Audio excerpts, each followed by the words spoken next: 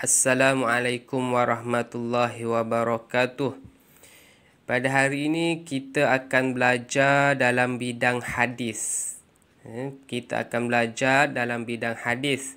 Pada tahun 1 dan tahun 2 kamu tidak pernah belajar mengenai hadis. Tetapi pada tahun 3 kamu perlu belajar dalam bidang hadis. Okey. Untuk pada hari ini dan untuk pada tahun 3 ini, kamu dalam bidang hadis hanya satu tajuk yang akan kamu belajar, iaitu tajuknya yang muda dikasihi, yang tua dihormati. Yang muda dikasihi, yang tua dihormati. Baik. Hadis yang akan kamu belajar pada hari ini ialah tajuknya yang muda dikasihi, yang tua dihormati. Dan hadisnya ialah di sini. Ani bin Abbas qala Rasulullah sallallahu alaihi wasallam laisa minna man lam yarham saghirana wa yuwaqqir kabirana. Ani bin Abbasin qala Rasulullah sallallahu alaihi wasallam laisa minna man lam yarham saghirana wa yuwaqqir kabirana. Rawahu Abu Dawud wa Tirmizi. Baik. Maksudnya, daripada Ibnu Abbas berkata, Rasulullah sallallahu alaihi wasallam bersabda, bukan daripada golongan kami orang yang tidak mengasihi orang yang lebih muda dan tidak memuliakan orang yang lebih tua. Maksudnya, daripada Ibnu Abbas berkata, Rasulullah sallallahu alaihi wasallam bersabda, bukan daripada golongan kami orang yang tidak mengasihi orang yang lebih muda dan tidak memuliakan orang yang lebih tua.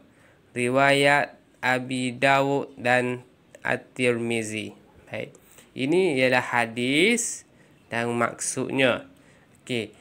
Pertama sekali, memandangkan ini adalah bidang hadis. Yang pertama kali kamu belajar, kamu perlu tahu apakah yang dimaksudkan dengan hadis. Okey? Apakah yang dimaksudkan dengan hadis? Baik.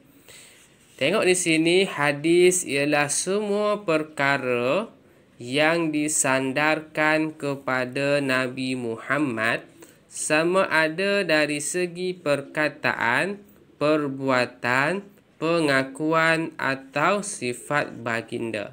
Baik. Hadis ialah semua perkara yang disandarkan kepada Nabi Muhammad. Maksudnya hadis ini ialah semua perkara yang berkaitan dengan Nabi Muhammad. Okey, semua perkara yang berkaitan dengan Nabi Muhammad disebut sebagai hadis. Sama ada dari segi perkataan. Okay, dari segi perkataan Nabi, apa yang Nabi cakap, apa yang Nabi ucap, itu hadis. Dari segi perbuatan, apa yang Nabi buat, cara Nabi duduk, cara Nabi berjalan, cara Nabi berdiri, itu juga hadis.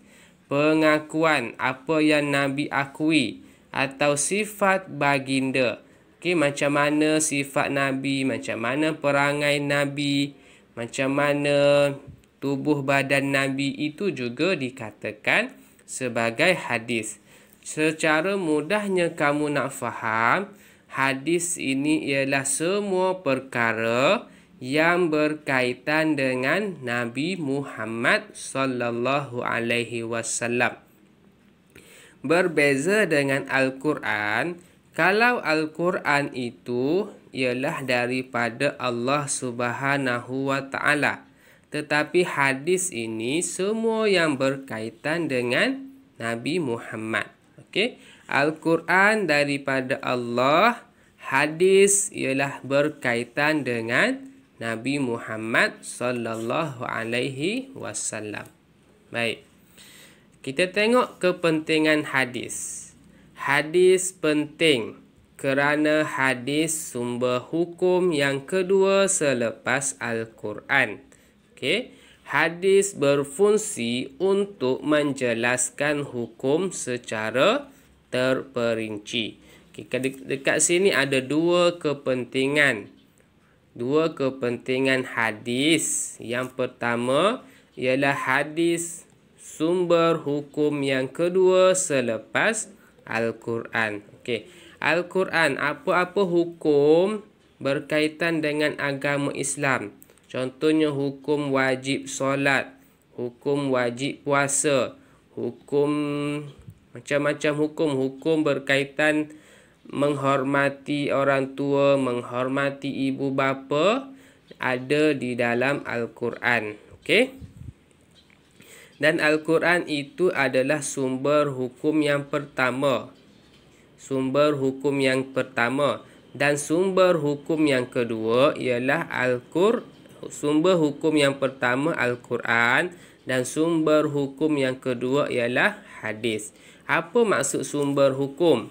Sumber hukum ni ialah macam mana kita nak mendapatkan sesuatu hukum tu. Dari mana hukum tu datang? Contoh, hukum wajib solat ada dalam Al-Quran dan dalam hadis pun ada. Okey?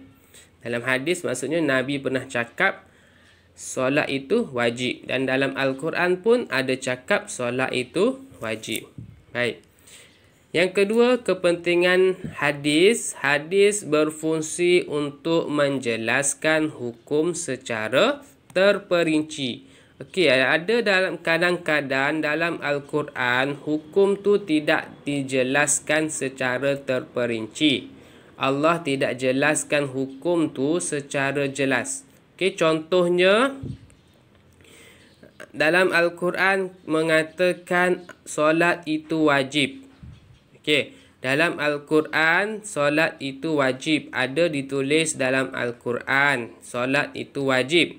Tetapi dalam Al-Quran tidak dinyatakan cara untuk solat. Okey, dalam Al-Quran cakap solat itu wajib. Tetapi Allah tidak cakap macam mana cara untuk solat. Okey, yang cakap cara untuk solat itu ialah melalui hadis. Nabi yang terangkan cara untuk solat. Faham tak? Maksudnya hadis ini berfungsi untuk menjelaskan hukum secara terperinci. Dalam Al-Quran hanya cakap tentang wajib solat. Tetapi dalam hadis ataupun Nabi cakap solat itu wajib dan Nabi terangkan macam mana untuk melakukan solat. Maksudnya dalam Al-Quran cakap secara umum, tetapi dalam hadis Nabi jelaskan secara terperinci. Okey, baik. Itu berkaitan dengan hadis. Seterusnya kita tengok penjelasan hadis yang kita baca tadi. Okey, hadis yang kita baca tadi iaitu hadis yang berkaitan dengan menghormati yang tua dan mengasihi yang muda. Okey, di sini Nabi cakap, Rasulullah sallallahu alaihi wasallam bersabda, bukan daripada golongan kami orang yang tidak mengasihi orang yang lebih muda dan tidak memuliakan orang yang lebih tua. Maksudnya ini adalah hadis, ini adalah hadis. Dan di sini Nabi kata kita perlu mengasihi orang yang lebih muda dan kita perlu memuliakan orang yang lebih tua. Baik. Tengok di sini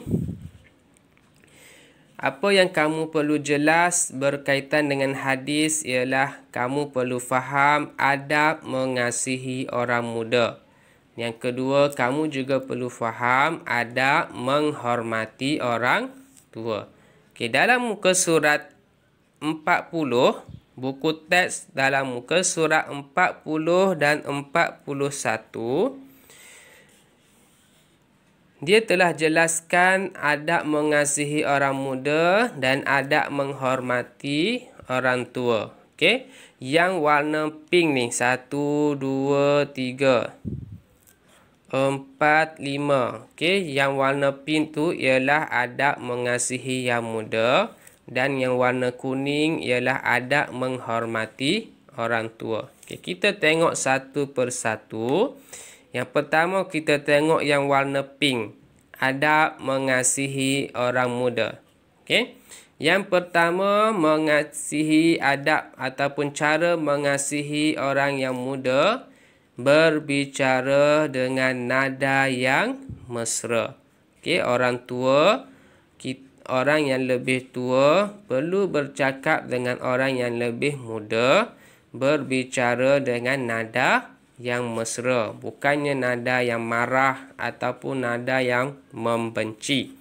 Okey, seterusnya yang kedua, mewujudkan hubungan baik dengan orang muda. Okey, jangan bergaduh orang yang tua, orang yang lebih tua jangan bergaduh dengan orang yang lebih muda, dan orang yang lebih muda juga jangan bergaduh dengan orang yang lebih tua. Okey, yang ketiga, menasihati dengan kata-kata yang baik. Orang yang lebih tua perlu menasihati orang yang lebih muda dengan kata-kata yang baik, bukannya kata-kata yang menghina ataupun kata-kata yang benci. Okey. Yang seterusnya, melihat mereka dengan penuh kasih sayang.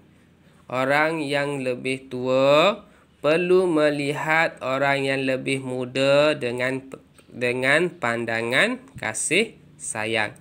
Okey, seterusnya, menunjuk contoh teladan yang baik. Orang yang lebih tua akan diikuti oleh orang yang lebih muda. Biasanya orang yang lebih muda ini akan ikut orang yang lebih tua. Contohnya, kamu akan tengok perangai ibu bapa kamu, ataupun kamu akan tengok perangai abang atau kakak kamu. Jadi sebagai orang yang lebih tua,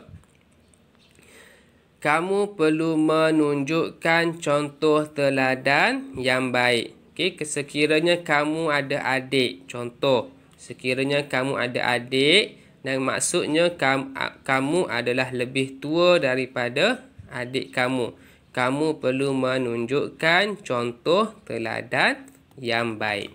Okey, itu berkaitan adab mengasihi yang muda. Seterusnya kita tengok adab menghormati orang yang lebih tua. Adab menghormati orang yang lebih tua. Yang pertama, memanggil dengan panggilan terhormat. Memanggil dengan panggilan terhormat. Contoh, memanggil orang yang lebih tua dengan pak cik atau mak cik atau abang atau kakak dan sebagainya. Bukan memanggil dengan gelaran yang tidak cantik lah. Okey. Seterusnya, meminta nasihat dan bimbingan. Okey, jadikan orang yang lebih tua itu sebagai tempat untuk kita minta nasihat dan bimbingan. Kerana apa? Kerana mereka lebih banyak pengalaman daripada kita. Mereka yang lebih hidup dulu daripada kita, maksudnya mereka banyak pengalaman. Kita boleh minta nasihat daripada mereka. Okey, seterusnya, memberi salam.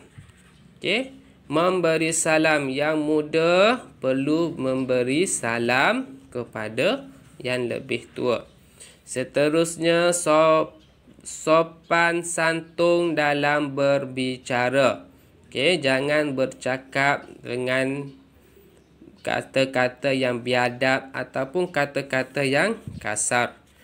taat ataupun taat kepada orang tua. Okey, taat kepada orang tua. Dahulukan orang tua dalam semua hal. Okey, dalam banyak perkara dahulukan orang yang lebih tua. Contohnya dalam Islam pun, kalau kita nak memilih seorang imam, perlu dahulukan orang yang lebih tua daripada orang yang lebih muda. Dan banyak lagi perkara kita perlu dahulukan orang yang lebih tua. Okey, seterusnya ringan tulang untuk membantu. Okey, ringan tulang untuk membantu yang lebih tua. Yang seterusnya bersikap lemah lembut, tidak kasar ataupun tidak berkasar dengan orang yang lebih tua. Okey, baik. Itu adab adab mengasihi orang yang lebih tua dan juga adab mengasihi orang yang lebih muda. Okey, tengok kesan mengasihi orang yang lebih muda. Kesan mengasihi orang yang lebih muda. Yang pertama, disayangi dan dihormati. Apabila kita sebagai orang yang lebih tua, kita kasih kepada orang yang lebih muda, orang yang lebih muda akan menyayangi dan menghormati kita. Kalau kita tidak kasih kepada orang, orang tidak akan hormat dan orang tidak sayang kepada kita. Okey, keluarga hidup bahagia. Okey, bila kita mengasihi yang lebih muda, kita kasih kepada adik kita, kita hormat kepada adik kita dan adik kita hormat kepada kita, keluarga kita akan hidup bahagia. Okey, seterusnya masyarakat hidup aman, tidak berlaku pergaduhan, tidak berlaku kekecohan bila kita saling mengasihi antara yang tua dan muda. Orang muda lebih sopan. Okey, bila kita mengasihi yang lebih muda, orang muda akan lebih sopan, tidak biadab. Wujud kerjasama dalam semua urusan. Okey, seterusnya kesan menghormati orang yang lebih tua. Wujud kasih sayang antara yang muda dan tua. Kehidupan lebih diberkati. Memperoleh ketenangan jiwa. Sebab apa memperoleh ketenangan jiwa? Sebab tiada berlaku pergaduhan, tiada benci membenci. Okey. Yang seterusnya dikasihi Allah dan Rasulullah. Orang yang orang yang saling menghormati, orang yang berkasih sayang akan dikasihi oleh Allah dan oleh Rasulullah. Kehidupan masyarakat lebih harmoni. Bila tidak ada bergaduh, tidak ada benci membenci, kehidupan kita akan lebih harmoni. Okey, itu ialah tajuk yang kita belajar pada hari ini berkaitan hadis. Yang pertama tadi kamu belajar dan Ustaz telah terangkan apakah yang dimaksudkan dengan hadis. Okey. Yang pertama kamu belajar apakah yang dimaksudkan dengan hadis. Yang kedua, kepentingan hadis dan contoh hadis. Ini ialah hadis yang muda dikasihi, yang tua dihormati. Dan kamu juga telah belajar adab mengasihi orang muda dan yang adab menghormati orang tua. Ustaz telah terangkan. Dan kamu juga telah belajar kesan mengasihi orang yang lebih muda dan kesan menghormati orang yang lebih tua. Itu adalah tajuk yang kita belajar pada hari ini dan Ustaz telah terangkan serba sedikit. Okey, seterusnya untuk memastikan kamu faham sebagai latihan, sebagai latihan dan sebagai aktiviti kamu pada hari ini, dalam buku tulis dalam buku tulis nombor 10. Okey, buku tulis pendidikan Islam nombor 10. Kamu perlu buat tulis satu nota berkaitan dengan tajuk pada hari ini, iaitu tajuk yang muda dikasihi, yang tua dihormati. Okey, dalam buku kamu tu, buku pendidikan Islam, buku tulis pendidikan Islam nombor 10, kamu tuliskan nota. Dalam tu mesti ada tajuk. Yang kedua mesti ada hadis. Okey, kamu tuliskan hadis tadi yang kita baca. Tuliskan hadis tu berserta dengan maksudnya. Okey, tuliskan hadis dan maksudnya. Okey, hadis dan maksudnya. Seterusnya kamu tulis kepentingan hadis. Yang kelima, kamu tulis adab mengasihi orang muda yang warna pink tadi. Dan yang keenam, kamu tulis adab menghormati orang tua. Okey, 6 perkara ini kamu tuliskan di dalam buku tulis pendidikan Islam, buku nombor 10. Dan kamu boleh gunakan kreativiti kamu lah. Kalau kamu nak menggunakan warna, pensel warna, dibenarkan. Okey, itu. Dan ataupun kamu nak menulis secara peta minda pun dibenarkan. Itu semua ikut kreativiti kamu. Dan kamu boleh tunjukkan kepada ustaz untuk disemak dan untuk ustaz bagi markah. Okey, terima kasih. Assalamualaikum warahmatullahi wabarakatuh.